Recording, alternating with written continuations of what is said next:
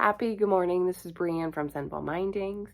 And I wanted to talk a little bit about the value of finding our footing. This is a great season of transition, end of summer going into fall-ish. um, and a lot of kids are going back to school if you have kids. My daughter is starting preschool for the first time.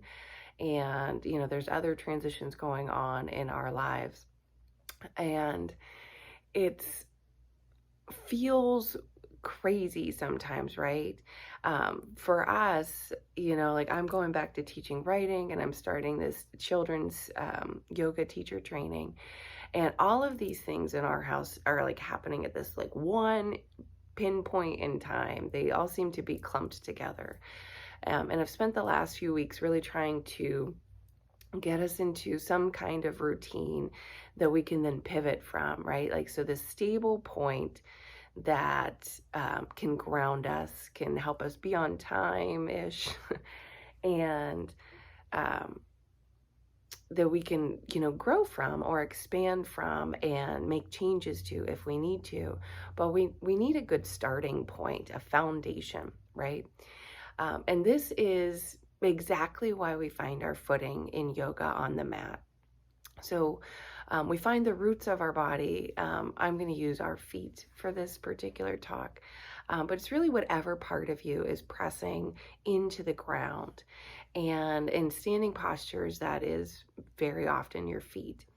So if we think about our feet, right? And when we teach yoga, we teach about settling into the four corners of your feet, making sure they're even, they're grounded, that your weight is evenly distributed, so that you can't be rocked off your balance, but also so that you are evenly using the muscles on both sides of your body, left and right, but also front and back, right? So it's this whole body integration that's going into these balance points on the four corners of your feet. And it's from there that we can press up and grow out and expand, right? Once we have that stable base, we can do quite a bit. We can get a better feel for our balance.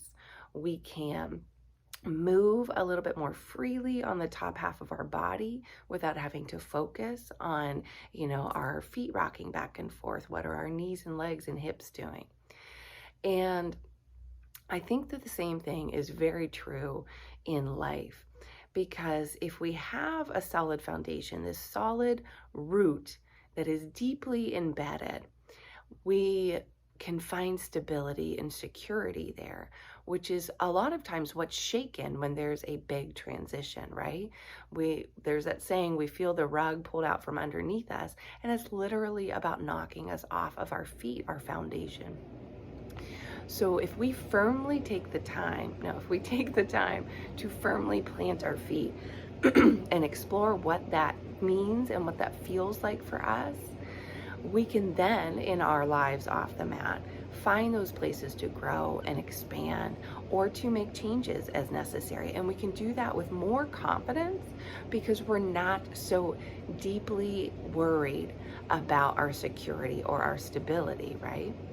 I think a lot of us can agree that that's oftentimes the first worry that we have in a situation that's new or that is changing, right?